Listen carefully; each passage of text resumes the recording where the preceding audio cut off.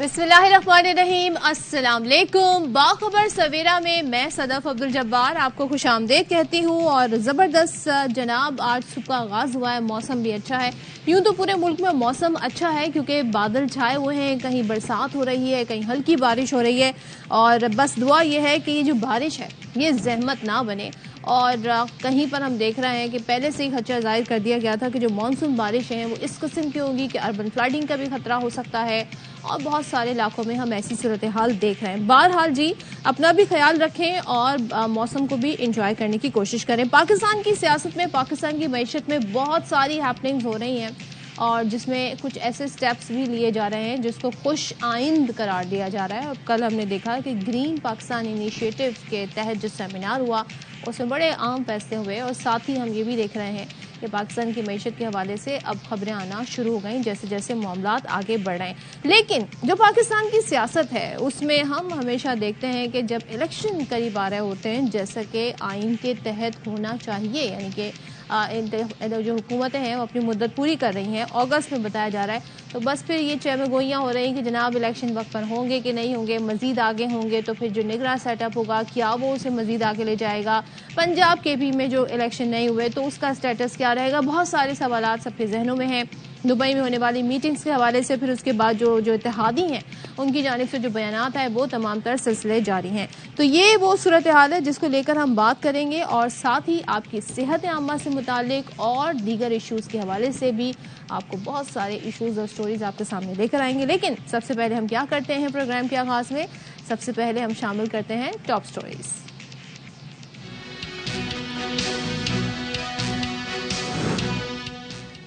मुआशी इस्तेहकाम के लिए हुकूमत का ज़राअत के शोबे पर खुसूसी तवज्जो देने का आज़म। वज़ीर आज़म शहबाज शरीफ कहते हैं ज़राअत पाकिस्तानी मईशत की रीढ़ की हड्डी है और इस वक्त ज़रूरी है कि मैं और तुम नहीं, हम बनकर काम करना चाहिए। Army chief general Syed Asim Munir का कहना था कि पाकिस्तान ने तरक्की की मनाजिल तय करनी है और दुनिया की कोई ताकत नहीं रोक सकती। पाकिस्तान की माशी तरक्की के लिए बहैसियत इदारा मुकम्मल जांफिशानी से काम करेंगे।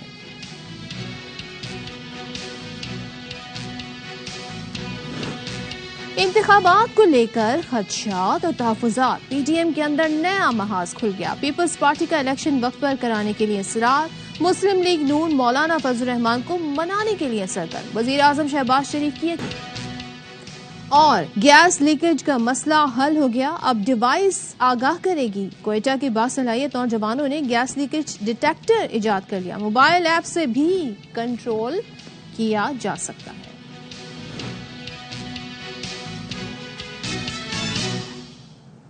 तो जैसे कि प्रोग्राम के इब्तिदाई में मैं गुफ्तगू कर रही थी, हम आपको बताते रहते थे जी मईशत के हवाले से क्या खबरें हैं, डॉलर की कितनी ऊंची उड़ान है, रुपया कितना गिर रहा है और डिफॉल्ट की बातें ये कर रहा है वो कर रहा है।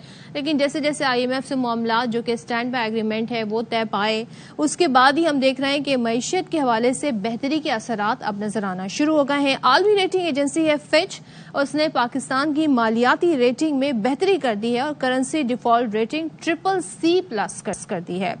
दूसरी जानिब हम ये देख रहे हैं कि माशी इस्तेहकाम के लिए हुकूमत खास तौर पर ज़राअत के शोबे पर खुसूसी तौर पर तवज्जो भी दे रही है। इस्लामाबाद में ज़राअत और तहफ़्फ़ुज़े खुराक से मुतालिक सेमिनार का इनेकाद हुआ जिससे खिताब किया वज़ीर आज़म शहबाज शरीफ ने, जो हम कल आपको दिखा भी रहे थे।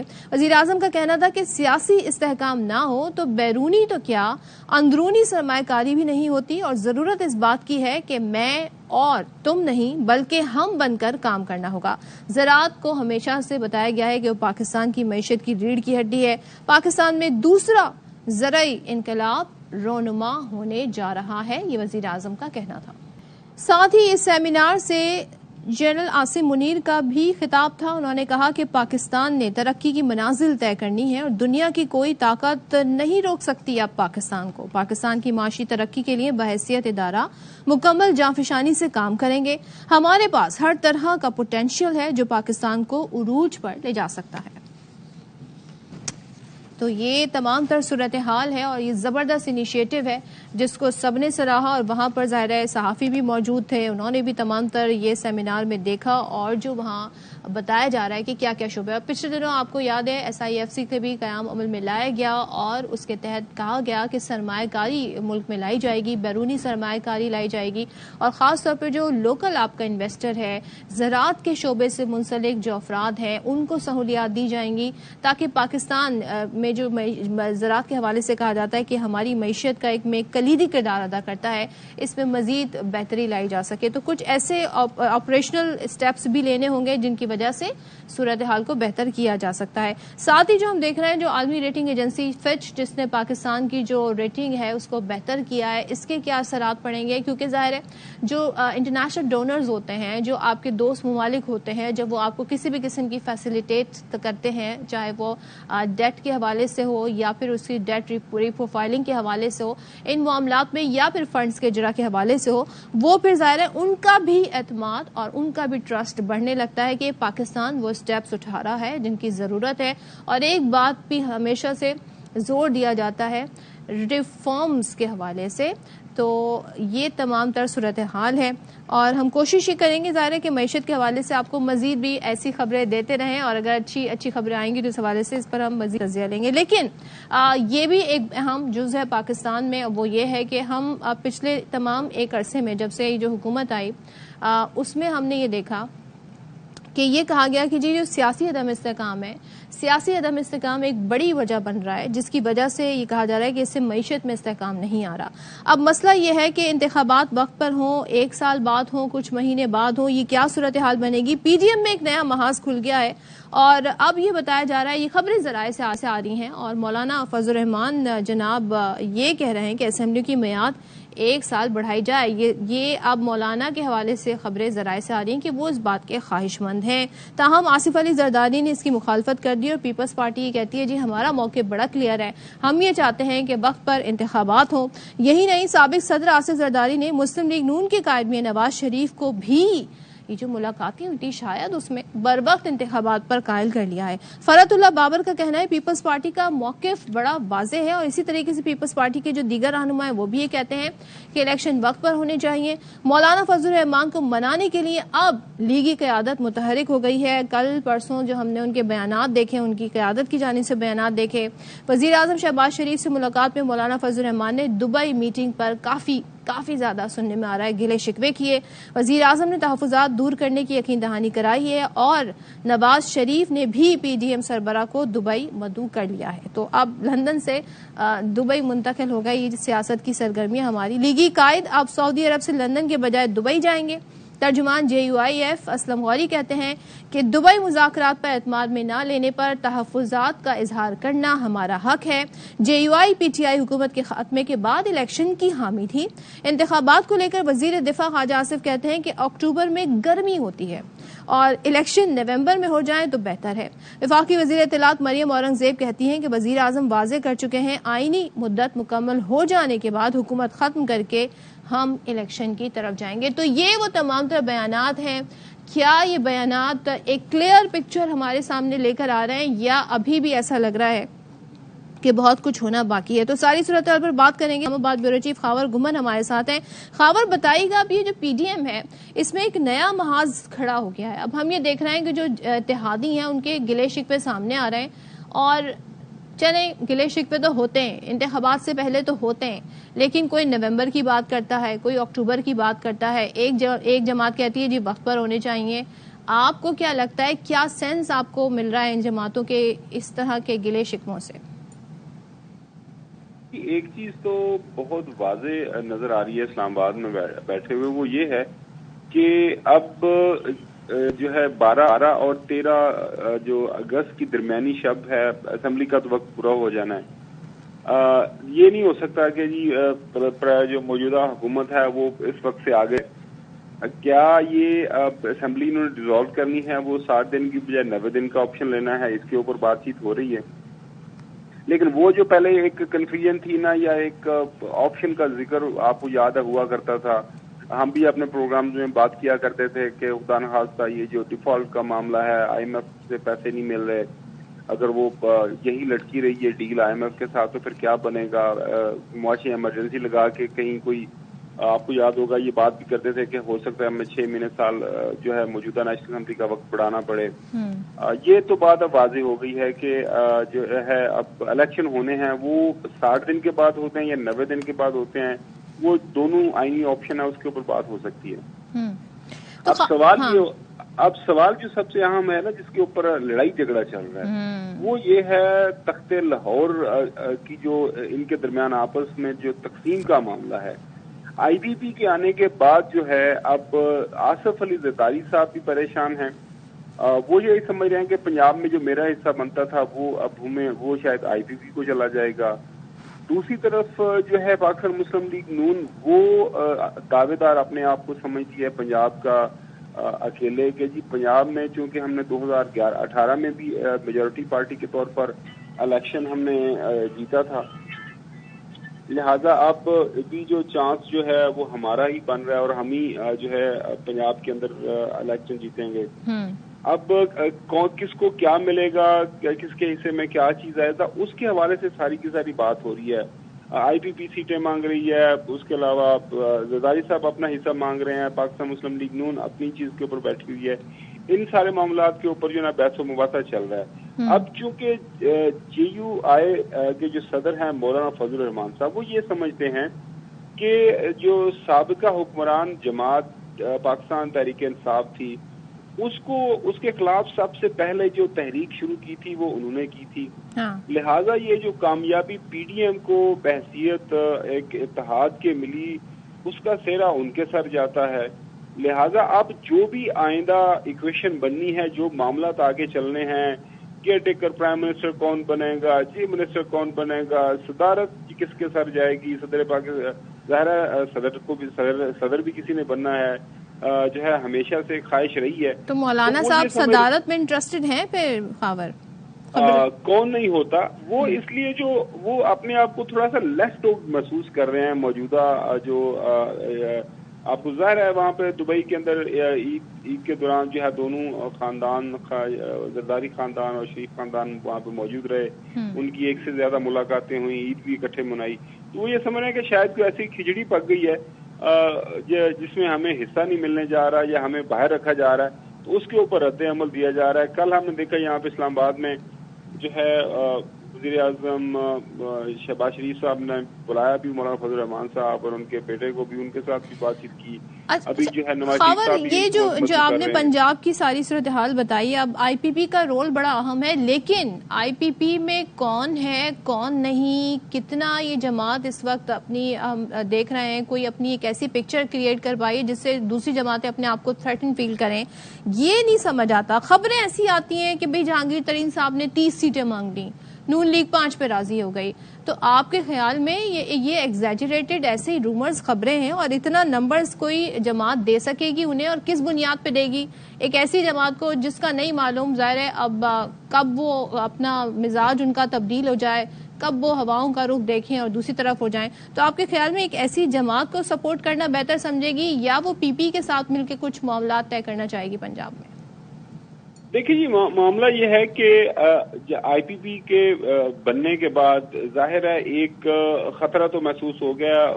وہ خطرہ وہ PTI کو خطرہ نہیں ہے, وہ بنیادی طور پر خطرہ ہو رہا ہے جو PDM کو, کیونکہ آپ کو یاد ہوگا کہ پنجاب کے اندر یہ ساری کی ساری آپ کو جب وزارت اعلیٰ حمزہ شہباز کے پاس گئی تھی, وہ جو بوٹم نو کانفیڈنس ہوا تھا, وہ جو 2320 منحرف ارکان تھے PTI کے, آپ کو پتا وہ جو گروپ بنا تھا, اس گروپ نے جو ووٹ کیا تھا وہ جہانگیر خان ترین صاحب کے کہنے کے اوپر, آپ کو یاد ہوگا پھر حمزہ شہباز ان کے گھر بھی گئے تھے شکریہ ادا کرنے بھی جہانگیر خان ترین کے. تو وہ اس وقت جو ہے بنیادی طور پر IPP کو یہ بتایا جا رہا ہے کہ ظاہر ہے ان کے پیچھے بھی ایک سپورٹ سسٹم ہے, اور اگر ان کو میدان میں اتارا گیا ہے تو ان کو بھی کچھ نہ کچھ تو ملے گا. لہذا وہ اب یہ ایک دوسرے سے جو ہے یہ خطرہ محسوس کر رہے ہیں. اب ظاہر ہے اس وقت جو پاکستان تحریک انصاف ہے اس کا کچھ علم نہیں ہے کہ وہ کیا اس کا بنے گا. ظاہر ہے ان کی قیادت کے خلاف جو کیسز چل رہے ہیں وہ ابھی معاملہ درمیان میں ہے, کیا بنے گا کیا نہیں بنے گا. تو ہر بندہ جو ہے اس وقت ظاہر ہے دیکھیے سیاست جو ہے نام ہی اسی چیز کا ہے کہ آپ دیکھ رہے ہوتے ہو کہ کس وقت کے اوپر آپ کو کیا فیصلہ کرنا ہے, کدھر جانا ہے, کس کے ساتھ بیٹھنا ہے. وقت اب تھوڑا ہے, مقابلہ سخت ہے, لہٰذا جو ہے آپ روزانہ کی بنیاد پہ اس طرح کے بیانات آپ کو سننے کو ملیں گے, اور آپ کی پوزیشننگ ہو رہی ہے آئندہ انتخابات کے لیے. لہذا یہ ایک میرے نزدیک ایک معمول کا اب یہ معاملہ شروع ہو گیا ہے. تو یہ جو نواز شریف ہیں ان کا آنا اب طے ہو گیا ہے, یا پھر وہ جو سپٹمبر کی ڈیٹ دی جا رہی ہے کہ سپٹمبر کے اینڈ میں ہی وہ آئیں گے, تو بس یہ طے ہو گیا ہے, اس پہ کیا میری جو بات بھی ہوئی ہے اور اس کے اوپر تھوڑی بہت میری جو سیاسی اسیسمنٹ ہے وہ یہی ہے کہ وہ نون لیگ کا یہ خیال ہے کہ نواز شریف صاحب اس وقت آئیں کہ جب بالکل پورے کا پورا جو ہے ماحول انتخابات کا بن جائے, وہ جہاز سے اتریں اور سیدھے اپنے الیکشن کمپین پہ چلے جائیں. وہاں ظاہر ہے باہر سے آئیں, اس کے بعد داتا صاحب جائیں گے, مختلف جگہوں پہ جائیں گے, لوگوں کا ایک ماحول بنے گا اور اسی جو ہے وہ پورے کا پورا جو وہ مومنٹم بنے, مومنٹم کو لے کے انتخابات کی طرف جایا جائے. اس کے ساتھ ساتھ ظاہر ہے ان کے خلاف وہ کیسز کا معاملہ چل رہا ہے, اس کے اوپر بھی وہ قانونی ان کے جو سارے ان کے ایڈوائزر ہیں ان کو مشورے دے رہے ہیں کیا کرنا ہے کیا نہیں کرنا, وہ سارے معاملات وہ دیکھ رہے ہیں. تو وہ میرے خیال میں جو میری خبر ہے وہ انتخابات کے قریب ہی آئیں گے, جب الیکشن ہو جائے اس کی تاریخ طے ہو جائے گی.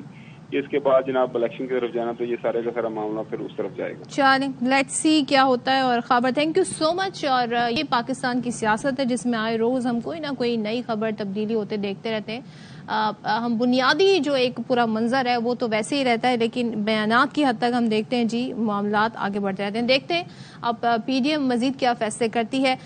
کل ہم نے آپ کو ایک پورا واقعہ بتایا تھا کہ کس طریقے سے گیس سلنڈر میں دھماکہ ہوا اور اس کے بعد پوری بلڈنگ بہہ گئی. جہلم میں واقعہ پیش آیا تھا, پوری بلڈنگ گر گئی تھی, 7 افراد جان کی بازی ہار گئے, 10 شدید زخمی بتائے جا رہے تھے.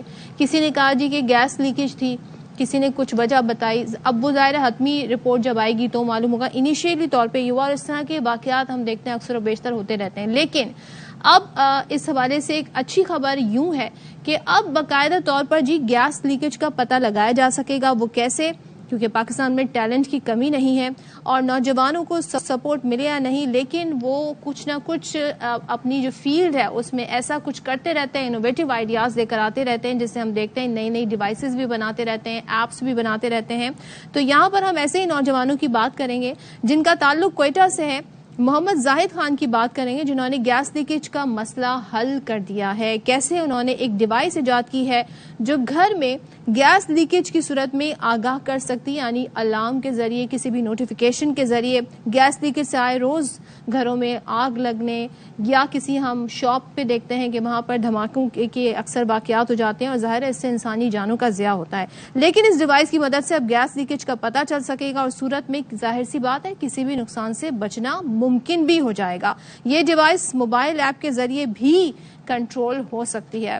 تو اس ڈیوائس میں جی اب تک کیا کامیابیاں سمیٹی گئی ہیں, کس طرح کام کرے گی اور کتنی افورڈیبل ہوگی, یہ تمام تر وہ معاملات سوالات ہیں. اسی حوالے سے ہم بات کریں گے اس ڈیوائس کو ایجاد کرنے والے نوجوان محمد زاہد خان سے. Zahid, thank you so much for joining us in Bakhabar Savera. بتائیے گا یہ جو ڈیوائس ہے اس کو ایجاد کرنے کا خیال کیوں آیا, اور یہ کیسے, یہ ڈیٹیکٹر ہے بیسکلی, تو یہ کیسے کام کرے گا, ذرا ہمیں اس کا کچھ بتائیے گا انیشیلی.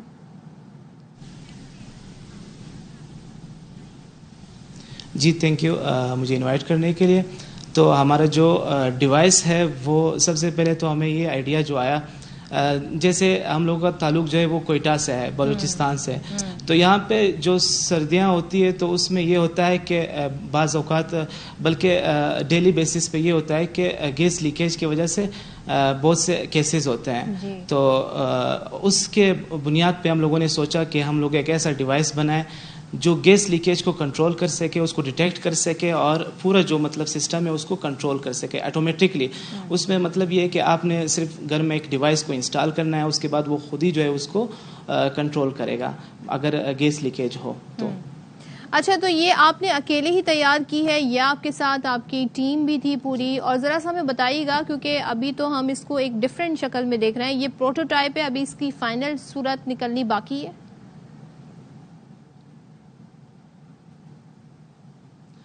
جی، اس طرح ہے کہ ہم نے اس کو پروٹوٹائپ تو ہم نے تیار کروایا ہے، لیکن ہم نے اس کو انسٹال بھی کروایا ہے۔ آپ اگر اس ڈیوائس کو انسٹال کرتے ہیں تو اگر ہم ایگزامپل لیتے ہیں کہ ایسے گھر کے جس میں 3 سے 4 رومز ہے اور ایک کچن ہے، تو اس گھر کا کاسٹ جو ہے وہ آئے گا 13 سے 15 ہزار کے درمیان میں اس کا کاسٹ آئے گا انسٹالیشن کے ساتھ۔ اچھا، اور اس کو کلوز رکھنا ہوگا، اس کو جو ہے گھر کے جو خواتین وہ بالکل سمپل گیس طریقے سے کنیکشن جہاں پر ہو وہاں سے کلوز رکھنا ہوگا اسے؟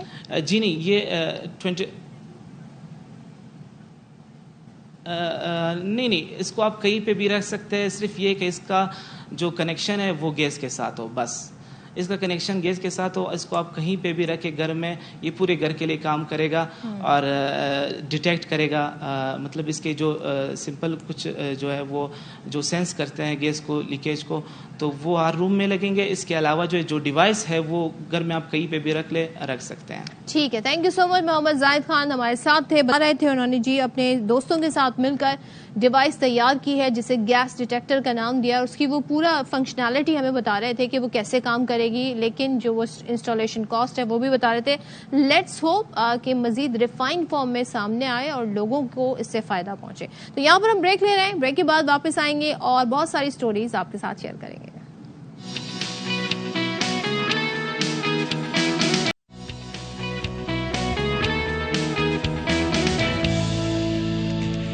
Welcome back once again. اور جیسے کہ پروگرام کے آغاز میں بھی ہم نے ذکر کیا کہ معیشت کے حوالے سے اب اچھی خبریں آ رہی ہیں، اور عالمی ریٹنگ ایجنسی فیچ نے بھی پاکستان کی جو ریٹنگ ہے اس کو CCC+ کر دیا ہے۔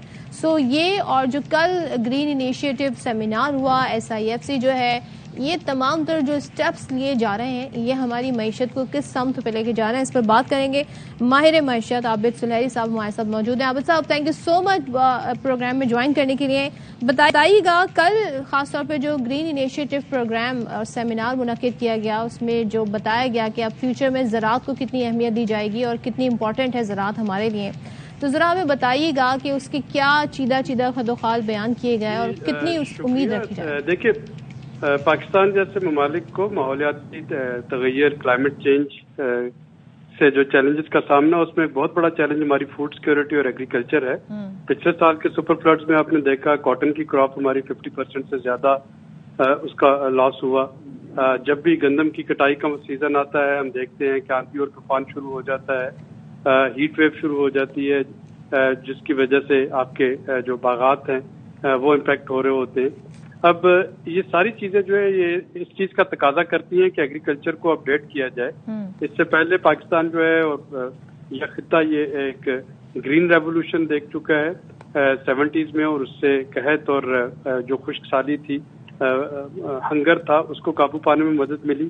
اب جو دور ہے یہ پریسیجن ایگریکلچر کا دور ہے، اور یہ ایک بہت امپورٹنٹ انیشیٹو ہے جو کہ اسپیشل انویسٹمنٹ فیسیلیٹیشن کونسل کے انڈر لیا گیا، اور یہ جو حال ہی میں لینڈ انفارمیشن مینجمنٹ سسٹم جو لانچ کی تھی چیف آف آرمی اسٹاف اور پرائم منسٹر نے، یہ اسی کے ایک آف شوٹ ہے جو کل سیمینار تھا۔ اس میں گرین گروتھ اسٹریٹجی ریویل کی گئی، کس طریقے سے دوست ممالک جو ہیں ان کو پالیسی کنسسٹنسی اور پالیسی کنٹینیوٹی کی ایشورنس دی جا رہی ہے کہ وہ پاکستان میں جو غیر آباد زرعی رقبہ ہے اس کو آباد کریں، اس کو جو نئی ٹیکنالوجی، سیٹلائٹ آپ کی جو انفارمیشن ہے، database, drone technology, multispectral analysis, یہ ساری چیزیں جو ہوں گی یہ نہ صرف کسان کو بدلتے ہوئے موسموں سے فور کریں گی، بلکہ یہ ہمارے کاشتکار کو پریپیئر کریں گی کہ ہم اپنے محدود رقبے سے جو کہ اب سکڑتا چلا جا رہا ہے زرعی رقبہ، اس سے میکسیمم ییلڈ پوٹینشیل جو ہے وہ حاصل کر سکے۔ اور مجھے کوئی شک نہیں، ڈاؤٹ نہیں کہ اگر اس کو جیسے پلان کیا گیا اس طرح سے امپلیمنٹ کیا جائے تو پاکستان جو ہے اس کی فوڈ سیکورٹی کے پرابلمز کافی حد تک بہتر ہو سکتے ہیں۔ وزیر اعظم نے ظاہر اس موقع پر خطاب بھی کیا، اور وہ یہ کہتے ہیں کہ جی خلیجی ریاستوں کے حوالے سے کہتے ہیں کہ وہ $40 ارب کے اجناس دوسرے ممالک سے منگواتے ہیں، اگر پاکستان اس طرف توجہ دے تو کتنا کارگر ہماری معیشت کے لیے ثابت ہو سکتا ہے اور کیا اس حوالے سے اسٹیپ لیے جا سکتے ہیں؟ دیکھیے یہ پاکستان میں چونکہ لیک آف پریپیئرڈنیس تھی، جس کی وجہ سے یہ خلیجی ریاستیں جو ہیں وہ بہت سے اس خطے میں دوسرے ممالک کی طرف انہوں نے دیکھنا شروع کر دیا اپنی فوڈ سیکورٹی کے لیے، اور وہاں پہ انویسٹمنٹ کرنا شروع کر دی. اور اگر پاکستان جو ہے وہ اس خطے میں ریلیونٹ رہنا چاہ رہا ہے، اگر ہم چاہتے ہیں کہ ہم جو ایگریکلچر جو نیچرل انڈومنٹ ہے ہماری اس کو کیپٹلائز کرتے ہوئے خلیجی ریاستوں میں اپنے انفلوئنس جو ہے وہ برقرار رکھ سکے، تو ظاہر ہے کہ ہمیں اپنی ایگریکلچر کو ماڈرنائز کرنا ہوگا، ڈیجیٹل ایگریکلچر کی طرف جانا ہوگا. اور لمز جو ہے لینڈ انفارمیشن مینجمنٹ سسٹم، اس میں سعودی عربیہ نے آلریڈی $500 ملین کی کمٹمنٹ جو ہے اس کے سینٹر آف ایکسیلنس بنانے کے لیے کی ہے. اب اگر سعودی یا آپ کا گلف کنٹریز سے انویسٹمنٹ آتی ہے، ریاست جو ہے وہ پالیسی کنسسٹنسی اور پالیسی کنٹینیوٹی کی ایشورنس دیتی ہے، اور پولیٹیکل ول یہاں پہ ہوتی ہے، اور ہمارے ہاں جو لاکھوں ایکڑ زرعی اراضی قابل کاشت اراضی جو کہ اس وقت بنجر پڑی ہے، اس کو استعمال میں لایا جاتا ہے، تو یہ ایک ون ون ون کمبینیشن ہے. ہم اپنی زراعت کو فروغ دے سکتے ہیں، ملک میں انویسٹمنٹ لے کے آ سکتے ہیں، اور خلیجی ریاستیں جو ہیں وہ ہم سے یہ فوڈ جو ہے یہ امپورٹ کر سکتی ہیں، جس کے بدلے میں ہمارا ڈالر ریونیو جو ہے اس میں بھی اضافہ ہوگا. اچھا، اور یہ بڑی امپورٹنٹ ایک خبر آئی جس پر وزیر خزانہ نے ٹویٹ بھی کیا اور انہوں نے مبارکباد بھی دی وزیر اعظم کو، وہ یہ والی جو آپ کی جی فچ والی مالیاتی ریٹنگ ایجنسی نے جی CCC کر دیے. تو ذرا ہمیں بتائیے گا اس سے کیا مراد لی جا سکتی ہے، اور ایسے میں جب IMF سے معاملات طے ہونے جا رہے ہیں تو یہ کتنی اہمیت رکھتی ہے ریٹنگ جو آئی ہے؟ دیکھیے میں تو آپ کے پروگرامز میں پہلے سے کہہ رہا تھا کہ پلان A B C جو ہے وہ IMF ہی ہے، اور کوئی پلان نہیں ہے ہمارے پاس. اور IMF میں ہونا جو ہے وہ اس بات کی ضمانت ہوتی ہے کہ ہم ایک فسکل ڈسپلن میں ہیں. جب تک ہم IMF شیٹ میں نہیں تھے، ہم دیکھ رہے تھے کہ روپے پہ پریشر جو ہے وہ بڑھتا چلا جا رہا تھا، روپے کی قدر کم ہو رہی تھی، اور تمام ریٹنگ ایجنسیز نے ہماری جو ریٹنگ ہے ان کو ڈاؤن گریڈ کرنا شروع کر دیا تھا. اب یہ جو اسٹینڈ بائی ایگریمنٹ ہے، اس کی وجہ سے ڈالرز کا انفلو شروع ہوگا، نہ صرف IMF کے $1.4 بلین بلکہ سعودی عربیہ، چائنا، قطر، UAE اور جو جنیوا پلیجز تھیں جنوری میں جو سیلاب زدگان کے لیے ہوئی تھی، وہ پلیجز بھی اسی لیے رکی ہوئی تھی کہ پاکستان IMF پروگرام میں نہیں تھا. تو یہ تھوڑے تھوڑے کر کے گریجولی پاکستان کے پاس ڈالرز کا انفلو شروع ہو جائے گا، اور جب انفلو آئے گا تو ظاہر ہے کہ روپے کی قدر میں استحکام آئے گا. اور جو فچ کی ریٹنگ ایجنسی جنہوں نے CCC ہمیں کل اپ گریڈ کیا ہے CCC نیگیٹو سے، اس کا مطلب یہی ہے کہ ان دا لانگ ٹرم روپے کی قدر جو ہے اس میں کوئی خدا نخواستہ کو بہت زیادہ اس کو مشکلات کا سامنا نہیں ہوگا، جیسا کہ پچھلے چند مہینوں میں ہم دیکھ رہے تھے کہ روپیہ تیزی سے. عابد صاحب ذرا یہ بتائیں، یہ تو سب خوش آئند بھی قرار دے رہے ہیں، لیکن سب کا تمام معیشت دان جو ہے ان کا اس بات پر اتفاق ہے کہ جو یہ IMF کی ایڈ بھی جو ہمیں مل رہی ہے اسٹینڈ بائی ایگریمنٹ کی صورت میں، یا جو اس طرح ریٹنگ ایجنسیز ہمیں پازیٹیو ریٹنگ کی طرف لے کے جا رہے ہیں، یہ ایک بہت چھوٹی سی ونڈو اوپن ہوئی ہے. اصل کام تو اس کے بعد شروع ہونا ہے، ریفارمز کی صورت میں ہونا ہے، تو وہ اس کے لیے ہم کیا کر رہے ہیں؟ یہ ایک برج فائنانسنگ ہے، اور جو پاکستان کو بریدنگ اسپیس دے رہا ہے اگلے 9 مہینے کے. اس کے بعد ظاہر ہے کہ جو بھی الیکٹڈ گورنمنٹ آئے گی اس کو دوبارہ سے ایک نیا IMF پروگرام میں جانا ہوگا. لیکن اس IMF پروگرام کی تیاری کے لیے یہ سمجھ لیجئے کہ میڈیکل ٹرمینالوجی میں اگر میں بتانا چاہوں کہ بہت دفعہ میں ہوتا ہے کہ سرجری سے پہلے پیشنٹ کو آپ کو تیار کر رہے ہوتے ہیں، اس کو سپلیمنٹس دے رہے ہوتے ہیں کہ ایک خاص قسم کی ٹریٹمنٹ شروع کی جا سکے. تو یہ جو اسٹینڈ بائی ایگریمنٹ ہے یہ ایک 9 مہینے کا برج فائنانسنگ ہے، اور اصل جو پروگرام ہوگا وہ نئی حکومت جو بھی منتخب ہوتی ہے وہ IMF کے ساتھ ایک 3 سے 5 سال کا دوبارہ پروگرام کر رہی ہوگی. اور اگر ہم اس پہ امپلیمنٹ کرتے ہیں تو that would ensure over economic stability. لیکن یہ برج فائنانسنگ بہرحال بہت ضروری تھی اعتماد کی بحالی کے لیے، اور یہ جو مشکلات تھی امیڈیٹ ڈیفالٹ کا جو خطرہ تھا اس کو اوائڈ کرنے کے لیے. اور ظاہر ہے ان تمام پالیسیوں کی کنٹینیوٹی جو بھی معیشت کے طور پہ اسٹیپ لیے جا رہے ہیں ان کی کنٹینیوٹی چاہے وہ نگراں سیٹ اپ ہو یا آنے والی حکومت ہو، اس میں ضروری ہے، تبھی ہم ایک کلیئر پکچر کی طرف جا سکتے ہیں معیشت کے حوالے سے. جی بالکل ایسے ہی، اور اسی کے لیے میرا خیال ہے کہ تمام اسٹیک ہولڈر جو اب مل بیٹھ کے اکانومی پہ بات کر رہے ہیں، نہ صرف تمام سیاسی جماعتیں، ہماری سیاسی اور عسکری قیادت، ہماری بزنس کمیونٹی، آئی تھنک یہ ایک نیک شگن ہے کہ اب ہم at least for the time being معیشت پہ سیاست نہیں کر رہے بلکہ سب معیشت کے لیے فکر مند ہیں۔ ٹھیک ہے، تھینک یو سو مچ عابد صالح صاحب، اور انہوں نے ہمیں بتایا کہ کس طریقے سے جی معاشی معاملات آگے بڑھ سکتے ہیں اور کتنی بہتری کی گنجائش ہے، اور ایک ہمیں بریدنگ اسپیس مل رہی ہے آئی ایم ایف کے اسٹینڈ بائی ایگریمنٹ کی صورت میں، اور جس کے نتیجے میں اب ہم دیکھ رہے ہیں کہ ریٹنگ ایجنسیز بھی جو ہیں وہ BBB+ پاکستان کو ریٹنگ دے رہے ہیں۔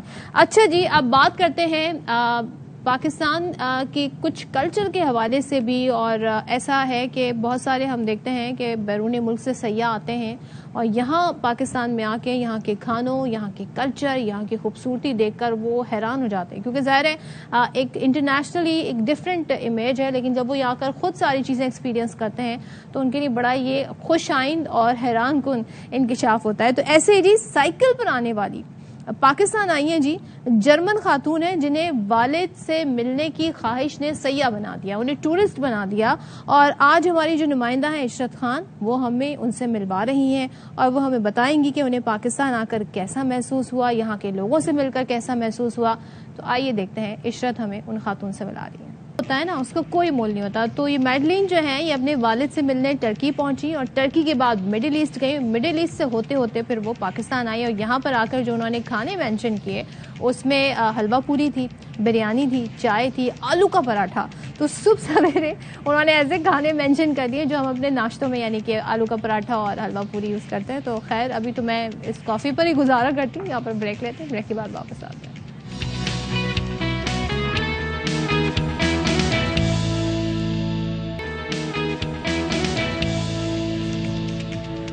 Welcome back once again. اور جیسے کہ موسم ہے مانسون کا، پورے ملک میں بارشیں ہو رہی ہیں، کہیں بے تحاشا بارشیں ہو رہی ہیں، کہیں ضرورت سے زیادہ بارش ہو رہی ہے۔ ایسے میں بھارت جو ہر سال کرتا ہے وہ یہ کرتا ہے جی پانی چھوڑ دیتا ہے پاکستان کے دریاؤں میں، اور اس سے جی سیلابی صورتحال بن جاتی ہے۔ تو بھارت کی طرف سے پانی چھوڑنے کے بعد پاکستان کے مختلف علاقوں میں ہم دیکھ رہے ہیں سیلابی صورتحال ہے۔ شکر گڑھ کے سرحدی گاؤں جلالہ میں سیلابی ریلا داخل ہو گیا ہے، فصلیں زیر آب آ گئی ہیں، دھان کی کاشت میں مصروف 300 مرد و خواتین اور بچوں کو یہاں سے ریسکیو کیا گیا۔ ظاہر ہے انسانوں کو بھی یہاں پر خطرہ پھر محسوس ہوتا ہے۔ دریائے راوی کا سیلابی ریلا 36 گھنٹوں میں شاہدرہ پہنچے گا۔ اسی طریقے سے دریائے چناب ہے، راوی ہے، ستلج میں درمیانے سے اونچے درجے کا سیلاب متوقع ہے۔ تو یہ سیاح جو ہیں خاص طور پر شہریوں اور سیاحوں کو ہدایت کی گئی ہے کہ وہ جی ان علاقوں کا رخ نہ کریں، احتیاط برتیں۔ بھارت نے دریائے راوی میں 1,85,000 کیوسک پانی چھوڑا تھا۔ تو ذرا صورتحال کیا ہے گجرات سمیت پنجاب کے مختلف علاقوں کی، اس پر بات کریں گے ہمارے نمائندے عامر بٹ سے۔ عامر بٹ بتائیے گا کون کون سے علاقے ہیں جہاں پر خطرہ بتایا جا رہا ہے کہ سیلابی صورتحال ہو سکتی ہے؟ میں دریا چناب کی جانب موجود ہوں۔ یہاں پر آپ میرے پیچھے جیسے کہ ابھی تو پانی کا فلو کافی کم ہو چکا ہے، گزشتہ رات پانی کی تعداد جو فلو تھا وہ بہت زیادہ تھا۔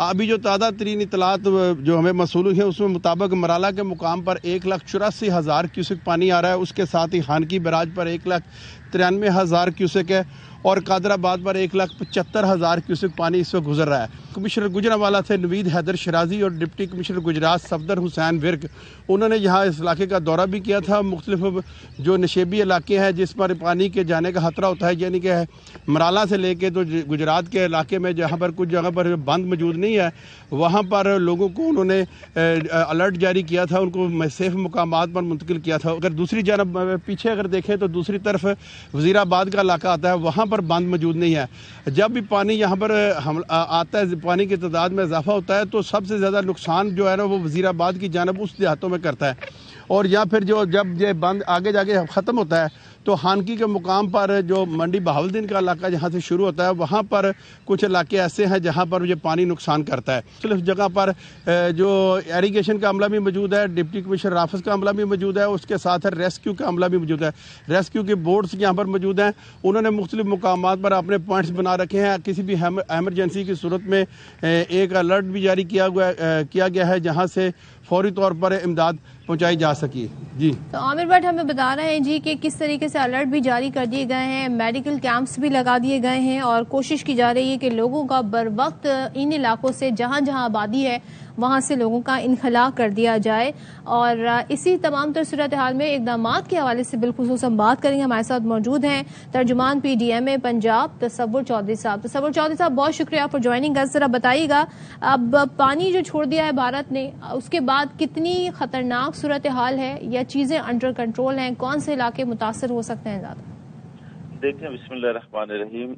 سب سے پہلے آپ کو بتاؤں کہ بھارت نے سب سے پہلے پانی جو ہے جسر کے مقام پہ چھوڑا تھا دریائے راوی میں, اور دریائے راوی میں 61,000 کریلا جو ہے پاکستان میں داخل ہوا, اور اس وقت جو ہے وہ پانی جو انڈیا نے چھوڑا تھا وہ اس وقت شدرا کے مقام پہ 28,000 کیوسک کریلا جو ہے نا وہ ہیڈ بلو کے مقام کی طرف جو ہے نا بڑھ رہا ہے. اس میں کوئی سیلابی صورتحال پیدا ہونے کا خطرہ نہیں ہے, یہ نارمل روٹین کی صورتحال ہے. اس کے بعد دریائے چناب میں بھی پانی چھوڑا گیا تھا 2.5 لاکھ کیوسک کے قریب, اور وہ بھی صورتحال وہاں پہ بھی الحمدللہ نارمل ہو گئی ہے. وہاں پہ مرالہ خان کی اور ہیڈ مرالہ کے مقام پہ درمیانے درجے کا سیلاب تھا جو اب نارمل روٹین میں آ گیا. وہاں پہ پانی کی آمد 1 لاکھ ہے, کل 2,50,000 سے زائد تھی, آج 1 لاکھ کے قریب ہے, اور اخراج بھی اتنا ہو رہا ہے, کوئی پریشانی والی بات نہیں ہے. ابھی کل سے انہوں نے دریائے ستلج میں پانی چھوڑ دیا ہے. کل انہوں نے پہلے 1 لاکھ کا ریلا چھوڑا, ابھی آج فیروز پورٹ سے بھی انہوں نے 76,000 کا ریلا جو ہے دریائے ستلج میں چھوڑا ہے. اس سے جتنی منسلک انتظامیہ دریائے ستلج سے یہ قصور ہے, اکاڑا ہے, پاک پتن ہے, وہاڑی اور بھاول نگر کے جو ہمارے اضلاع ہیں وہاں پہ نچلے درجے کا سیلاب آنے کی توقع ہے, اور اسی حوالے سے ریلیف کمیشن پنجاب نے سخت ہدایات جاری کی ہیں کہ پراپر طور پہ جتنے بھی یہ اضلاع ہیں اپنے انتظامات پیشگی انتظامات مکمل کریں. اچھا. اور ہنگامی صورتحال سے نمٹنے کے لیے مکمل طور پر الرٹ رہیں. اچھا, تھوڑا سا ہمیں ذرا یہ بھی آگاہ کر دیں کہ پی ڈی ایم اے اور دیگر اداروں کی جانب سے جو اقدامات کیے گئے ہیں, ریلیف کیمپس لگائے گئے ہیں, کہاں کہاں پر لگائے گئے ہیں, اور کیا لوگوں کو سرچ اینڈ ریسکیو کا آپریشن ہے اور اس کے لیے ٹیمیں بھی بنائی گئی ہیں؟ دیکھیں جتنے بھی منسلک دریاؤں سے, ہمارے پنجاب کے دریاؤں سے جتنے بھی منسلک اضلاع ہیں نا, وہاں پہ جہاں پہ پانی کا خطرہ ہے, نشیبی علاقے زیر آب آ سکتے ہیں, وہاں پہ پی ڈی ایم اے سمیت دیگر اداروں نے اپنے ریلیف کیمپس قائم کیے ہیں, اور وہاں پہ لوگوں کے لیے کھانے پینے کی سہولیات ہیں, جانوروں کے لیے چارے کا انتظام ہے. محکمہ صحت نے اپنے ریلیف کیمپ قائم کیے ہیں, میڈیکل کیمپ قائم کیے ہیں, لائف اسٹاک نے اپنے کیمپ قائم کیے ہیں, ریسکیو 11 22 کے اپنے کیمپ ہیں. وہاں پہ تمام تر انتظامات مکمل ہیں, اور انتظامیہ کو ہدایت کی گئی ہے کہ اپنے پاس مناسب پٹرول, کیونکہ ڈیواٹنگ سیٹس کے لیے گاڑیوں کے لیے اپنے پاس مناسب پٹرول اور ڈیزل کا بندوبست رکھے, لوگوں کے لیے کھانے پینے کی اشیاء کا مناسب مقدار میں بندوبست کیا جائے, اور دیگر جتنی بھی چیزیں سیلابی صورتحال میں جو مشینری استعمال ہوتی ہے ان کو پراپر طور پہ دوبارہ چیک کر کے اور ریلیف کیمپوں میں پہنچایا جائے. ٹھیک ہے. تصور چودھری صاحب ہمیں بتا رہے تھے, ترجمان پی ڈی ایم اے پنجاب, کیا صورتحال ہے, اور وہ یہ بتا رہے ہیں کہ جو پی ڈی ایم اے ہے اور دیگر متعلقہ ادارے ہیں ان کی جانب سے ریلیف کیمپ بھی لگایا گیا ہے جہاں پر لوگوں کو ادویات دی جا رہی ہیں, اور کھانے پینے کی اشیاء سے بھی لوگوں کو وہاں پر کوشش کی جا رہی ہے کسی بھی طریقے سے کوئی مشکل ہو تو فیسیلیٹیٹ کیا جا سکے. تو یہ صورتحال ہے, اور ہم اب یہ ایک ذرا تسلی بخش خبر ہے کہ وہ کہہ رہے ہیں جی صورتحال انڈر کنٹرول ہے, اور کہیں پر بھی ہم ایسا نہیں دیکھ رہے, اگر کہیں پر سیلابی صورتحال ہے بھی تو وہ نچلے درجے کا سیلاب ہے. سو لیٹس ہوپ اینڈ پرے کہ چیزیں انڈر کنٹرول رہیں. اب آپ کو بتاتے ہیں گرمیاں ہیں, اور گرمیوں میں ایک بڑی مشکل یہ ہوتی ہے, ایک تو کھانا پکانے میں بڑی خواتین کو مشکل ہوتی ہے کیونکہ کچن میں بہت گرمی ہوتی ہے, اوپر سے آگ ہوتی ہے. لیکن ہمارے یہاں ایک روایت یہ بھی ہے کہ مٹکوں میں اکثر ہم دیکھتے ہیں جو پانی رکھا جاتا ہے وہ بھی ٹھنڈا ہوتا ہے. اسی طریقے جو مٹی کے برتن ہوتے ہیں جب اس میں کھانا بنایا جاتا ہے تو اس کا ٹیسٹ جو اسٹیل کے برتن میں کھانے بنائے جاتے ہیں اس سے مختلف ہوتا ہے. اب میں صرف کھانے کی بات نہیں کر رہی, میں اب آپ کو روٹی بھی بتاتی ہوں کہ روٹی جو بنائی جا رہی ہے ان کا بھی بڑا ہی اپنا ایک مزہ ہوتا ہے اگر وہ ایسے تندور میں پکائی جائیں جو کہ مٹی سے بنا ہوا ہو. تو وہاں کی جو پکی ہوئی روٹی ہوتی ہے اس میں جو پکی روٹی ہے اس کا اپنا مزہ الگ ہوتا ہے. دیہاتوں میں اس کا ہم زیادہ رواج دیکھتے ہیں, اور مٹی کے تندور کیسے بنائے جاتے ہیں, اس میں روٹی بن کے کیسی اس کی شکل نکلتی ہے, اس حوالے سے ہمیں بتا رہے ہیں آج امیر عمر چمن اپنی اس رپورٹ. تو یہ روٹی آپ نے دیکھی بڑے ہی ذائقے میں بھی مزے کی ہوتی ہے, کیونکہ شہروں میں ہم یہ دیکھتے ہیں کہ لوہے اور اسٹیل کے تندور پر بھی روٹیاں پکائی جاتی ہیں, اس کا رواج زیادہ ہے. لیکن یہاں کی بنی روٹی اور مٹی کے برتن میں بھی بنے جو کھانے ہوتے ہیں وہ بھی بھی بڑے لذیذ ہوتے ہیں. ان کا ایک اپنا الگ ہی ذائقہ ہوتا ہے اور ان کی الگ ہی ہم دیکھتے ہیں اس پہ کھانے پکنے کا پروسیس بھی جو ہے وہ بڑا ڈفرینٹ قسم کا ہوتا ہے. سو یہ وہ صورتحال ہے جو ہم نے آپ کو بتائی. امیر امور چمن اس حوالے سے رپورٹ کر رہے تھے.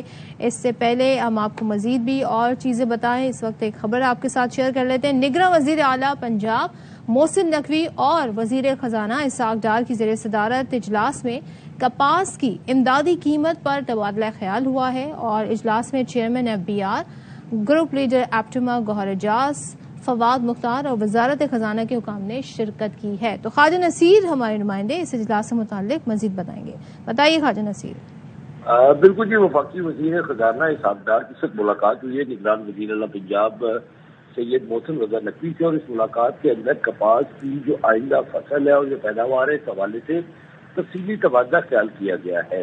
اس وقت اسحاق ڈار نے وہ تمام انیشیٹو جو کہ گزشتہ روز وزیر اعظم نے باقاعدہ طور پہ گرین پاکستان انیشیٹو کے طور پر جن پر کام شروع کرنے کی ہدایت کی تھی، اس کو لے کر نگران وزیر اعلیٰ پنجاب سے تفصیلی تبادلہ خیال کیا کہ کس طریقے سے کاٹن کی جو ایکسپورٹ ہے اسے انکریز کیا جا سکتا ہے، اور کاٹن کی ایکسپورٹ بڑھانے کے لیے دیگر جو اسٹیک ہولڈرز ہیں جن میں ایپٹما کے سینئر رہنما گوہر اعجاز شامل ہیں، FBR کے چیئرمین شامل ہیں، اور اس کے علاوہ دیگر ممبران جو ہیں شامل ہیں، ان تمام کو بھی بلایا گیا تھا اور تفصیلی تبادلہ خیال کیا گیا تھا کہ کس طریقے سے کاٹن کو انٹرنیشنل مارکیٹ میں پاکستانی کاٹن کی ایکسپورٹ بڑھانے کے لیے کیا انتظامات جو ہے فوری طور پہ کیے جا سکتے ہیں. تھینک یو سو مچ خواجہ نصیر ہمیں آگاہ کرنے کے لیے. اور بریک انتہائی ضروری ہوتا ہے، بریک لیں، بریک کے بعد واپس آتے ہیں تو پروگرام کا سلسلہ پھر اس بریک کے بعد جاری رہے گا.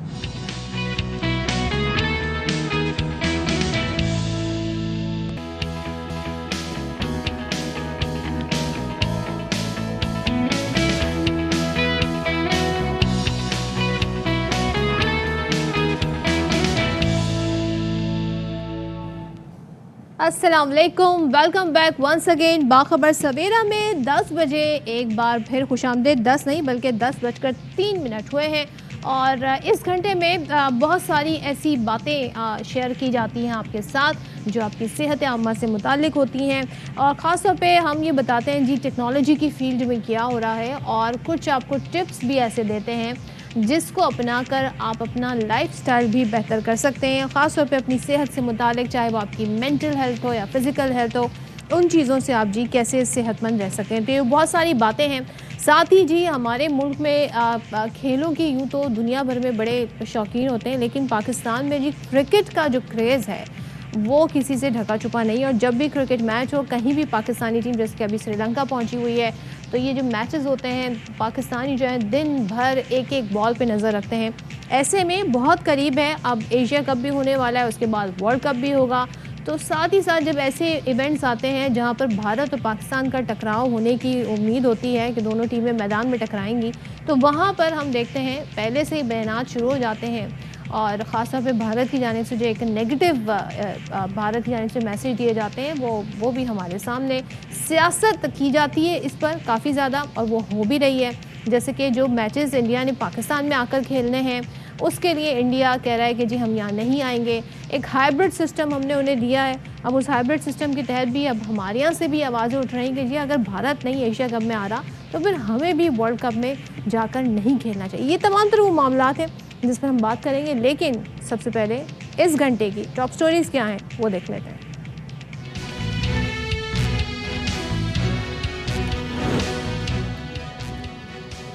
آج عالمی یوم آبادی منایا جا رہا ہے. تیزی سے بڑھتی آبادی بڑا مسئلہ ہے. دنیا کی آبادی 8 ارب تک پہنچ گئی ہے. خوراک کی قلت سمیت اہم مسائل حل کرنے کے لیے ہنگامی بنیادوں پر اقدامات کرنا ہوں گے.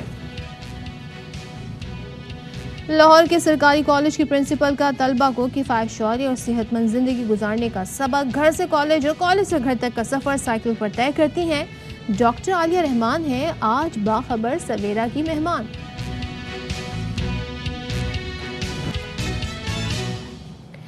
اس سے پہلے کہ ہم آگے بڑھیں آپ کو اسلام آباد یہ چلتے ہیں جہاں پر گھندارا تہذیب پر بین الاقوامی سمپوزیم سے اس وقت خطاب جاری ہے. And I hope, now I am not going to announce, but I hope that soon, in end of July or first week of August, 2 chartered flights from 2 different countries will come with the Buddhist followers here.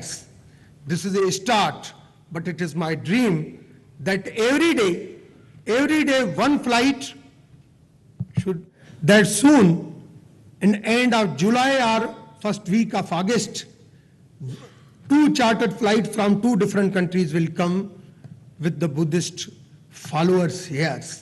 This is a start, but it is my dream that every day one flight should land at the Islamabad airport. We are ready to welcome you. We have set a mechanism that you will get the visa within 7 days through this portal. The security agencies are ready to give the security to you, and today symposium is a symbol of this commitment of all of the political government, all the political parties, President of Pakistan and our security agencies. The Gandhara civilization, particularly renowned for its Buddhist art, played a pivotal role in the spread and development of Buddhism across the region. The iconic Gandhara sculptures, with their exquisite craftsmen and fusion of the local and foreign influences, continue to mesmerize. تو یہ آپ دیکھ رہے ہیں جی direct اسلام آباد سے گندھارا تہذیب جو ہے اس پر بین الاقوامی سمپوزیم کا انعقاد کیا گیا. وزیر اعظم نے اس حوالے سے ٹاسک فورس تشکیل دی, اس کے چیئرمین رمیش کمار اس سے خطاب کر رہے تھے. اب ہم آپ کو جی ملواتے ہیں اور استاد کی پہلے بات کرتے ہیں. استاد کی کیا ہی بات ہے, استاد نہ صرف آپ کو زیور کے تعلیم سے آراستہ کرتا ہے بلکہ آپ کو گائیڈ کرتا ہے, آپ کے مستقبل کے معماروں کو کہتے ہیں نا تیار کرتا ہے. نہ صرف یہ بلکہ ہم یہ دیکھ رہے ہیں کہ ہمارے جو ٹیچرز ہیں وہ بڑے ہی اپنے کام میں بڑی دل جمی کے ساتھ کام کرتے ہیں. آج ہم آپ کو ایک ایسی ہی استاد سے ملوائیں گے جو نہ صرف اپنا یہ فرض نبھا رہی ہیں بطور استاد, بلکہ وہ ایک ماحول دوست اقدام اٹھانے کے لیے بڑا اسٹیپ بذات خود بھی لے رہی ہیں. یعنی کہ وہ اپنے جو اسٹوڈنٹس ہیں یا جو ان سے انسپریشن لیتے ہیں, انہوں نے ان کے لیے ایک ایسا عملی نمونہ پیش کیا ہے. کس صورت میں جی, وہ کالج سے سائیکل پر کالج جاتی ہیں اپنے گھر سے, اور اسی ذریعے سے کالج سے واپسی جو اپنے گھر ہے وہ سائیکل سے کرتی ہیں. تو سائیکل کا سفر کرتی ہیں وہ, کسی گاڑی کا استعمال نہیں کرتی ہیں. یہ کیوں ضروری ہے؟ ہم انوائرمنٹ کی اکثر بات کرتے ہیں, ہم دیکھتے ہیں جی اتنی انوائرمنٹ کے لیے کام نہیں کیا جا رہا, لیکن سڑکوں پر ایک ٹریفک کا ازدحام ہے, ایک شخص ایک گاڑی میں بیٹھا ہوتا ہے. اور اگر میں صرف کراچی شہر کی بات کروں تو یہاں پر مسئلہ یہ ہے کہ لوگوں کی اپنی ٹرانسپورٹ ہے, پبلک ٹرانسپورٹ کم ہونے کی وجہ سے ہم بائکس اور گاڑیوں کا بہت زیادہ دیکھتے ہیں استعمال, جس کی وجہ سے ہمارا ماحول جو ہے وہ جی خاص طور پہ ہمارا انوائرمنٹ جی اس میں کافی زیادہ آلودگی بھی ہے. تو یہ جو پرنسپل ہے ان کا نام ہے ڈاکٹر عالیہ رحمان, اور یہ گورنمنٹ کالج لاہور سے انہوں نے ماسٹرز کیا ہوا ہے, جامعہ پنجاب سے ایم فل اور آسٹریلیا سے پی ایچ ڈی کی ڈگری حاصل کر رکھی ہے, اور سائیکل کو اپنی مستقل سواری انہوں نے بنا لیا ہے. روزانہ اس پر وہ سفر بھی کرتی ہیں, یہ آپ مناظر بھی دیکھ رہے ہیں, اور ماحول دوست اقدام اٹھانا ان کی زندگی کی پرائیورٹی ہے. وہ کہتی ہیں جی کہ جو دھواں چھوڑتی گاڑیاں ہیں وہ شہر کو آلودہ کر رہی ہیں, اور میں چاہتی ہوں کہ میرے اس اقدام جی اور لوگ بھی انسپریشن حاصل کریں. تو ہمارے ساتھ موجود ہیں ایم او کالج کی پرنسپل ڈاکٹر عالیہ رحمان صاحبہ, ان سے بات کریں گے. السلام علیکم, بہت شکریہ عالیہ رحمان صاحبہ. السلام علیکم, thank you for inviting me here. یہ بتائیے گا کہ اب عموماً جس طرح کی کلچر اور سوسائٹی میں ہم رہتے ہیں وہاں پر لڑکیوں کا ایک تو گھر سے نکلنا بڑا مشکل ہے, دوسرے سائیکل کی سواری کرنا اور وہ روزانہ کالج آنا اور کالج سے گھر آنا, یہ تو بہت ہی مشکل ہے. پہلے تو یہ بتائیے آپ کو خیال کیسے آیا, اور پھر یہ سٹیپ آپ نے لیا تو کیا گھر سے اور فیملی کی طرف سے کتنی سپورٹ ملی؟ ایکچولی جب میں پی ایچ ڈی کرنے گئی تھی آسٹریا تو وہاں پہ ایک کلچر ہے, اسٹوڈنٹس سائیکل پہ جاتے تھے یونیورسٹی اور اسی سے واپس آتے تھے. تو میں نے بھی وہاں جاتے ہی سائیکل خرید لی اور بڑی انڈیپینڈنس فیل کرتی تھی. جیسی چھٹی ہوئی, ٹرام بند ہے تو بھی میں اپنے سائیکل پہ جاتی تھی. 4 سال بعد 2008 میں جب میں پاکستان واپس آئی تو میری پوسٹنگ ایم اے کالج میں ہو گئی. ایم اے کالج میرے گھر سے ویسے ڈائریکٹ 13 کلومیٹر دور ہے. تب سگنل فری نہیں تھے تو سگنلز پہ رکنا ہوتا تھا. اکثر مطلب جیسے 4-5 سگنل تھے تو میں گاڑی پہ آتی تھی اکیلی گاڑی چلا کر. تو ایک تو گرمی لگتی تھی, بار بار بریک لگتی تھی, اے سی نہیں چلتے تھے صحیح کیونکہ آپ اسپیڈ پہ جائیں تو ہی اے سی اچھا ورک کرتے ہیں, اور ٹائم بھی کنزیوم ہوتا تھا, میں تھک جاتی تھی واپسی پہ. پھر میں نے سوچا ایک دن کہ ہمت کرتی ہوں سائیکل لے لیتی ہوں, just for just exercise point of view سے, کیونکہ وہاں تو میں آرام سے کرتی تھی. اپنے گھر والوں کو میں نے سمجھایا کہ پلیز مجھے منع نہ کرنا, اٹس جسٹ اے ٹرائل. جی, تو ان کو بھی یہی فکر تھی کہ ٹریفک اتنی بے ہنگم ہے کہ ضرور کوئی نہ کوئی چوٹ لگ سکتی ہے.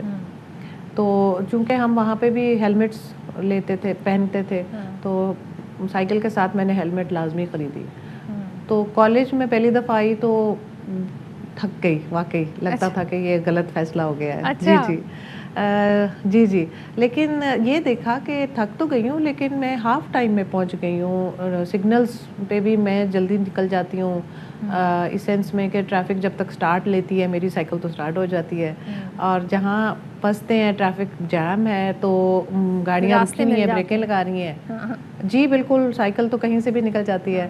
تو مجھے اتنی خوشی ہوئی کہ فریڈم جیسے مل گئی ہے. تب سے اب تک میں لائک ایگزیکٹلی 2018 سے میں ریگولرلی سائیکل پہ آ رہی ہوں, اور ریگولرلی. تو یہ انیشلی آپ نے کہا کہ آپ نے کہا میں تھک گئی, آپ کو ذرا سا لگا, ظاہر ہے اوور ویلم بھی اکثر انسان ہو جاتا ہے جب بھی کوئی وہ نیا کام شروع کرتا ہے. لیکن ہماری معاشرے کا ایک بڑا مسئلہ یہ بھی ہے کہ جب خواتین اس طریقے سے سائیکل پر سفر کریں تو لوگ بڑے غور سے دیکھتے ہیں, بڑے حیران کن ان کے ریئیکشن ہوتے ہیں.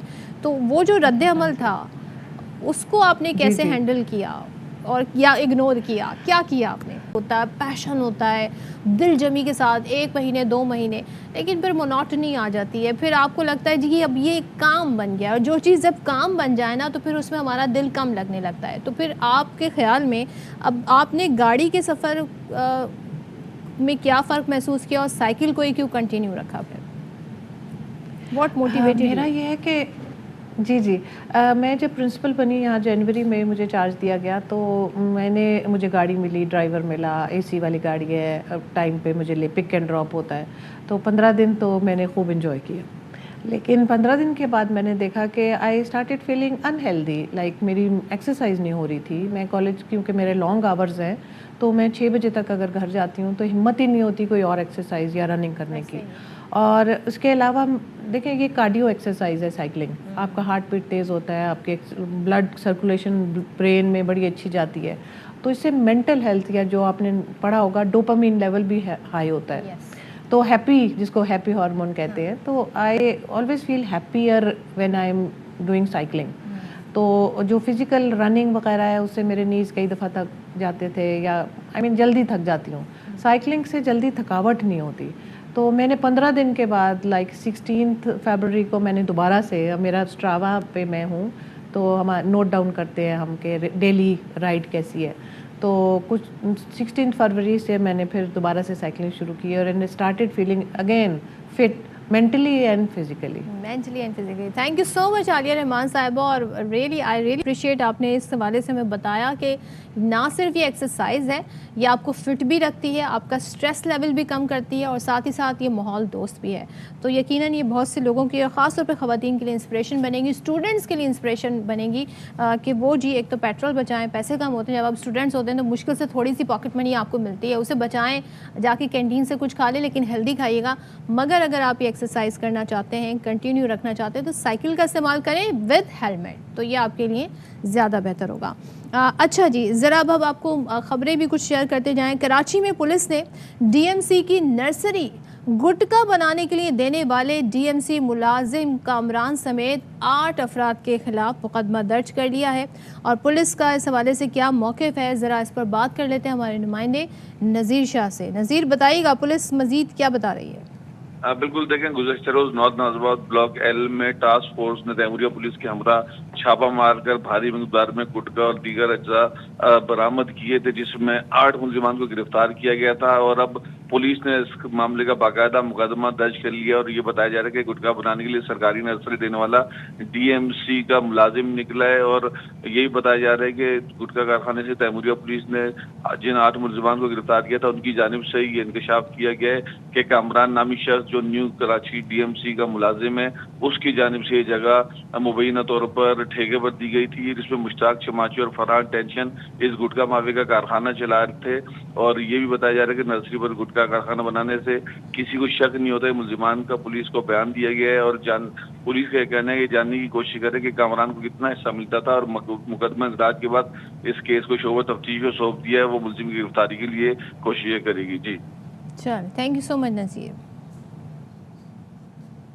और जैसे कि बहुत सारे ऐसे मौके आते हैं जिस पर हम आपको ये भी इंफॉर्मेशन देते हैं कि आज फ़लाँ इशू से मुताल्लिक या किसी और इम्पोर्टेंट इशू से मुताल्लिक आलमी दिन मनाया जा रहा है। और इस आलमी दिन को मनाने का मकसद क्या होता है? अवेयरनेस देना। तो आज का जो दिन है यानी कि 11 जुलाई ये मनाया जाता है जी वर्ल्ड पॉपुलेशन डे के नाम से। और यूनाइटेड नेशन इस हवाले से हर साल एक थीम का इजरा भी करती है, इजरा किया जाता है। तो किसी भी मुल्क की जो तरक्की है उसका जो पहिया है या जो उस मुल्क के जो वसाइल हैं उनकी मुनसिफाना तकसीम हो, उसमें जी आबादी का क्या इक्वेशन है, कितनी आबादी है, किस तेज़ी से आबादी बढ़ रही है, या कहीं पर हम ये भी देख रहे हैं कि आबादी डिक्रीज़ हो रही है, ये एक बड़ा मौसर किरदार अदा करता है। ये पाकिस्तान की या किसी भी मुल्क की मईशत के हवाले से भी आबादी का एक बड़ा रोल होता है। लेकिन आबादी और वसाइल के दरमियान अगर ये तवाज़ुन, ये इक्वेशन बिगड़ जाए तो फिर मुआशी मसाइल भी पैदा होते हैं, समाजी मसाइल भी पैदा होते हैं और दीगर बहरान भी सर उठाना शुरू कर दें। तो दुनिया भर में आबादी तेज़ी से बढ़ रही है और इसके बायस मसाइल भी पैदा हो रहे हैं। उन्हीं मसाइल को हाईलाइट करने के लिए, उन्हीं को उजागर करने के लिए और उन मसाइल को एड्रेस कैसे किया जाए, उनका सलूशन क्या निकाला जाए, आज ये दिन मनाया जा रहा है। अक़वाम मुत्तहिदा के मुताबिक दुनिया की आबादी, अब आप ये भूल जाएं, अक्सर बेशतर फिल्म्स में ये बड़े डायलॉग मशहूर होते थे कि there are 7.5 billion people in the world. अब ऐसा नहीं है। अब दुनिया की आबादी 8 अरब 4 करोड़ तक पहुंच चुकी है और हालिया मरदमशुमारी के बाद पाकिस्तान की आबादी 24 करोड़ से तजावज़ कर गई है, जो दुनिया की आबादी का 3% बनता है। और पाकिस्तान इस वक्त आबादी के लिहाज से दुनिया का जी पहला नहीं, दूसरा नहीं, तीसरा नहीं, चौथा नहीं, 5वां मुल्क बन गया है। तो टॉप 5 में अब हम आ गए हैं। यहाँ आबादी बढ़ने की शरह दुनिया में सबसे ज़्यादा है। दुनिया में आबादी में इजाफे की शरह 1% से भी कम है, जबकि पाकिस्तान में शरह तकरीबन 2% है।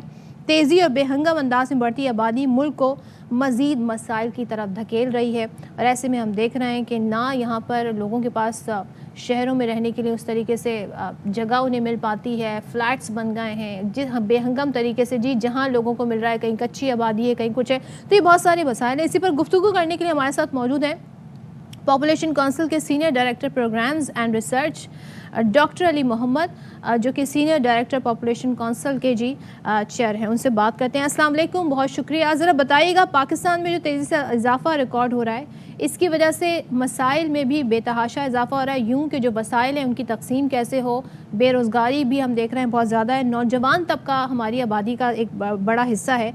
तो ये बताइएगा, इस बहरान से निपटने के लिए क्या तजावीज़ दी जाती हैं, कैसे निपटा जाए, क्या किया जाए ताकि वसाइल भी बेहतर तरीके से तकसीम हो जाए।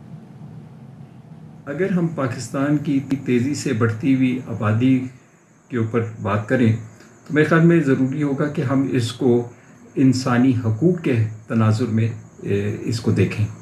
इस वक्त हम जिस रफ्तार से बढ़ रहे हैं, हमारे लिए मुमकिन ही नहीं है कि हम अपने लोगों की बुनियादी हकूक़ जिसमें तालीम, सेहत और रोज़गार शामिल है, वो हम अपने लोगों को मुहैया कर सकें।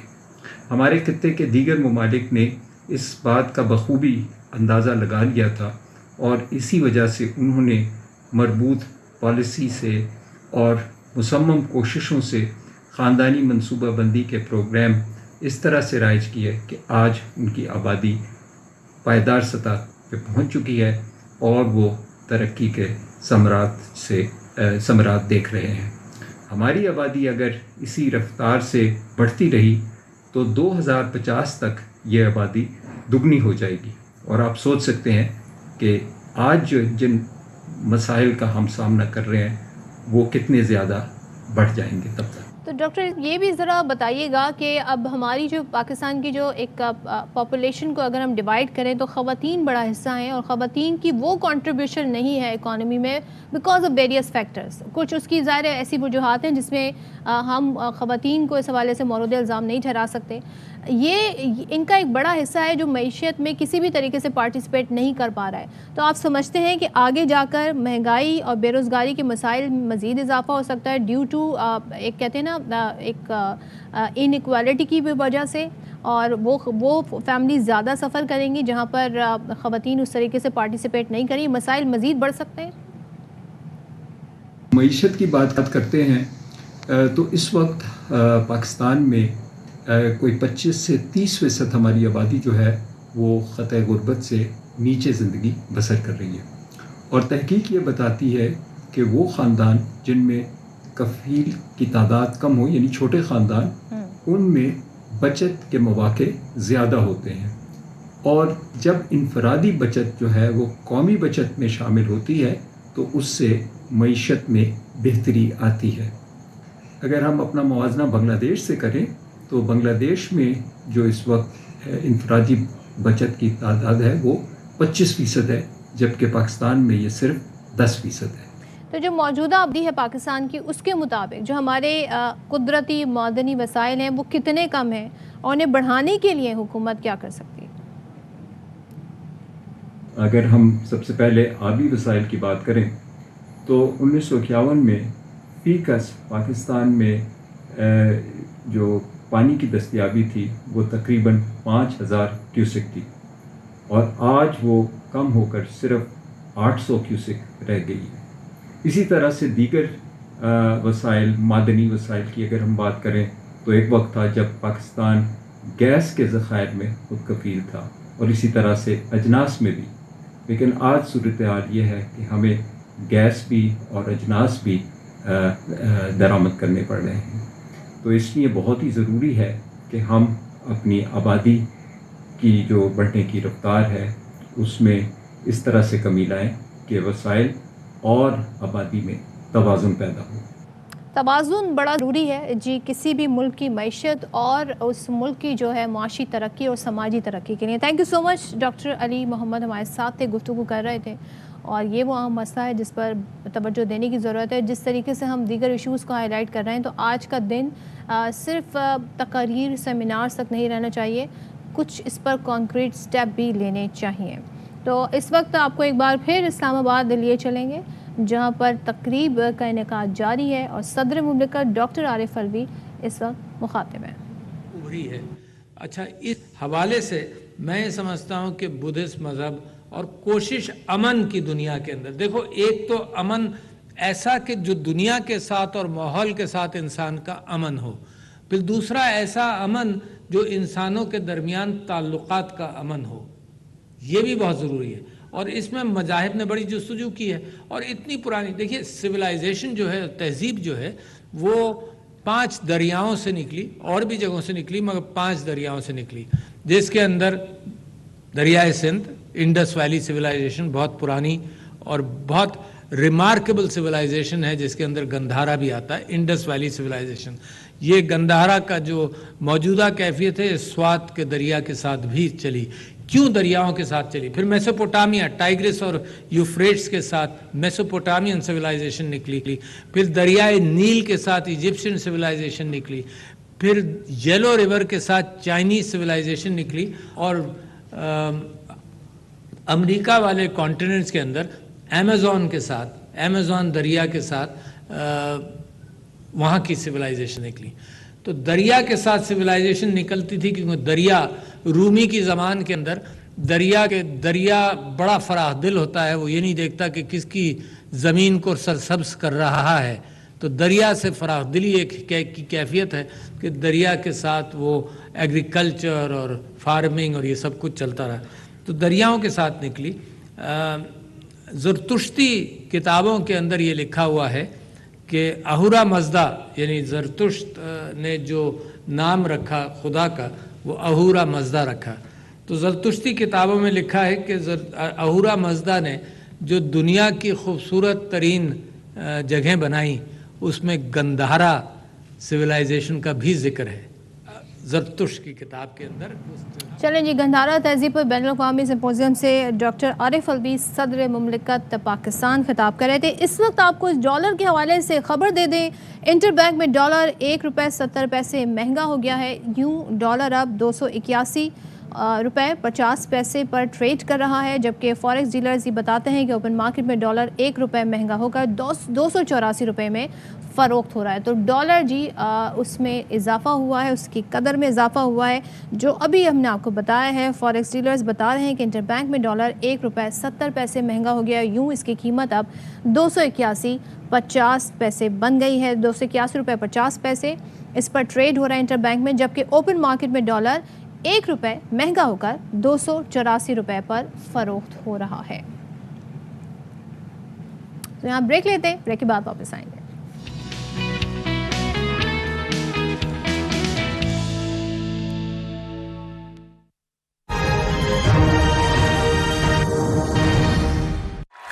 आज होगा टक्कर का मुकाबला। बिहारी, अचार और तेल का तड़का अब इन्हें सिर्फ एक चक्कर में करेगा साफ नया एरियल।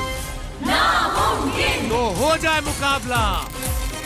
एक को धोएंगे आम पाउडर से और दूसरे को नए एरियल से। नया और बेहतर एरियल जिसमें है क्लीनिंग बूस्टर्स जो करे जिद्दी दागों का सफाया। तो किसने दी एक चक्कर में दागों को टक्कर? होने वाले दामाद जी गले तो मिलो। फिर से डैंड्रफ का डर हमेशा सर पे सवार। ले आओ हेड एंड शोल्डर्स जो जड़ तक जाए ताकि डैंड्रफ वापस ना आए। हेड एंड शोल्डर्स कंधे से बोझ हटा दे।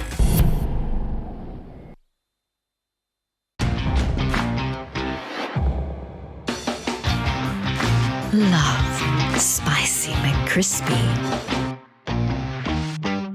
अगर दांत ब्रश करते हुए खून नजर आता है तो आप कैसा टूथपेस्ट चूज करेंगे?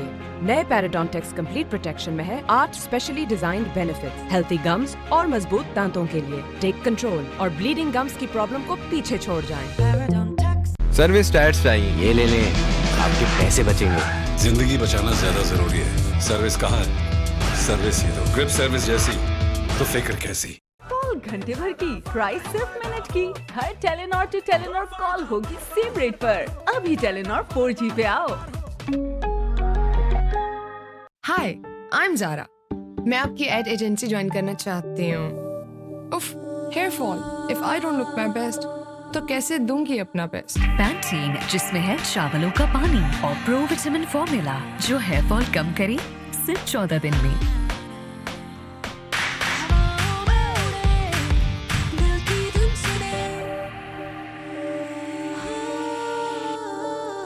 पैंटीन, बाल गिरे कम तो खुले ज्यादा।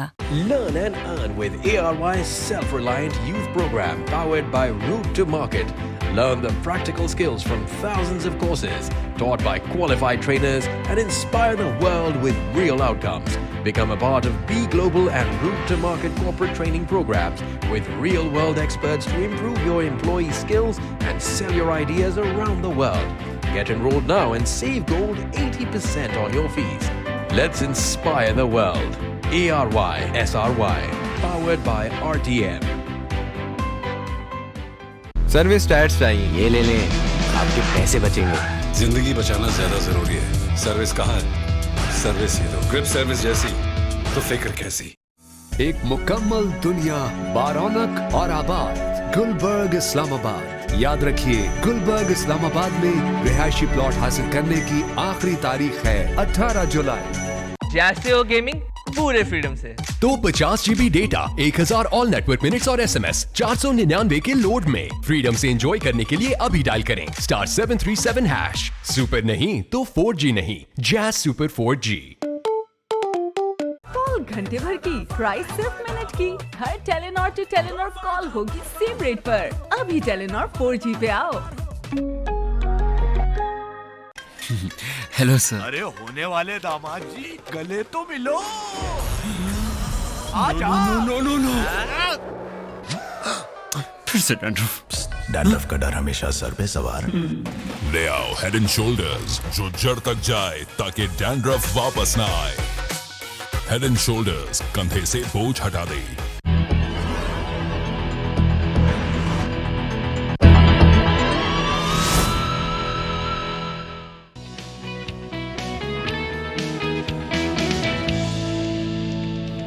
Welcome back once again. और जल्दी से अहम खबर की तरफ बढ़ते हैं। महकमा एंटी करप्शन ने चेयरमैन पीटीआई की बहन डॉक्टर उज़्मा खान और दीगर के खिलाफ करप्शन का एक और मुकदमा दर्ज कर लिया है। तर्जुमान एंटी करप्शन का कहना है कि डॉक्टर उज़्मा ने जालसाजी से करोड़ों की अराजी गैर कानूनी तौर पर अपने नाम ट्रांसफ़र कराई है। तो तारिक मुनीर भट्ट हमारे साथ हैं, वो उसकी मज़ीद डिटेल बताएंगे। बताइएगा तारिक साहब। जी बिल्कुल, चेयरमैन तहरीक इंसाफ की बहन है डॉक्टर उज़्मा खान, इनके खिलाफ एंटी करप्शन ने एक और मुकदमा दर्ज कर दिया है। पहले भी इनके खिलाफ एक लिया हुआ मुकदमा दर्ज है जिसमें वो जमानत में है। डॉक्टर उज़्मा का इल्जाम है कि इन्होंने जायज साजिश से करोड़ों रुपए की अराजी गैर कानूनी तौर पर अपने नाम ट्रांसफर की है। और तर्जुमान एंटी करप्शन का कहना है कि उज़्मा खान के साथ दो शरीक मुल्जमान अफसर सलियाना जो नायब तहसीलदार है और असलम खान पटवारी को भी गिरफ्तार कर लिया है। इनका कहना है कि मुल्जमान ने जंग में 310 कनाल अराजी धोखाधड़ी से डॉक्टर उज़्मा ने अपने नाम इंतकाल करवाई और मुल्जमान ने रिकॉर्ड में रद्दोबदल करके रकबा डॉक्टर उज़्मा के नाम मुंतकिल किया। एंटी करप्शन का यह भी कहना है कि मुल्जमान ने बाद रकबे का असल रिकॉर्ड गायब कर दिया और उज़्मा खान के नाम इंतकालात प्रिंट सरकार से भी गायब कर दिया गया। एंटी करप्शन ने मशकूक इंतकालात, धोखाधड़ी और जेल साजी के इल्जाम की तहकीकात की हैं और एंटी करप्शन इंक्वायरी में डॉक्टर उज़्मा और दीगर मुल्जमान जेल साजी में मुलव्वस पाए गए हैं। इस सिलसिले में एंटी करप्शन फैसलाबाद ने डॉक्टर उज़्मा और दीगर 8 मुल्जमान के खिलाफ मुकदमा दर्ज कर दिया है। मुल्जमान ने धोखाधड़ी से तमाम रकबा पहले मुख्तलिफ लोगों का नाम मुंतकिल किया और बाद तमाम जेन के इंतकालात डॉक्टर उज़्मा के नाम कर दिए गए। उज़्मा खान के खिलाफ जंग की रहायशी भी है। एंटी करप्शन ने कहा है कि उज़्मा खान जिला जंग की रहायशी भी नहीं है। उज़्मा खान ने अपना असल हुकूक इस्तेमाल किया है और इन्होंने रकबा अपने नाम करवाया है। ठीक है, thank you so much Tariq Munir. और एक और इशू जो कि ज़ाहिर है यहाँ पर भी भारत ही इन्वॉल्व है, वो है जी क्रिकेट मैच का। एशिया कप होने जा रहा है, उसके बाद वर्ल्ड कप होगा और इसमें हम ये देख रहे हैं भारत ने एक बार फिर से कह दिया जी हम पाकिस्तान आकर नहीं खेलेंगे। पाकिस्तान की जानिब से एक हाइब्रिड मॉडल पेश किया गया जिसके बाद अब जो मैचेस भारत ने पाकिस्तान आकर खेलने थे एशिया कप के हवाले से, वो अब न्यूट्रल वेन्यू पर खेले जाएंगे। ऐसे में हम ये देख रहे हैं कि जो हमारी पाकिस्तान में जी वज़ीर आज़म की ने एक टीम तश्कील दे दी, एक कमेटी बना दी है जो ये फैसला करेगी कि जो वर्ल्ड कप में क्या किया जाए, आया भारत पाकिस्तान जाए कि ना जाए, और जो इंडिया ने जो हरकत की है क्या वैसे ही हम उसका जवाब दें।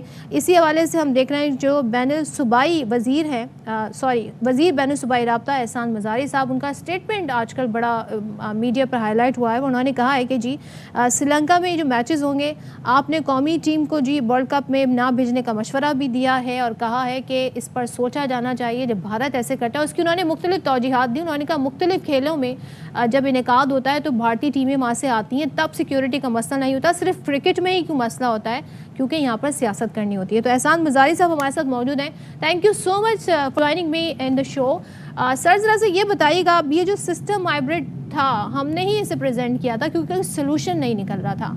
अब आप जब ये बात कह रहे हैं कि पाकिस्तान को नहीं जाना चाहिए तो इज़ इट टू लेट?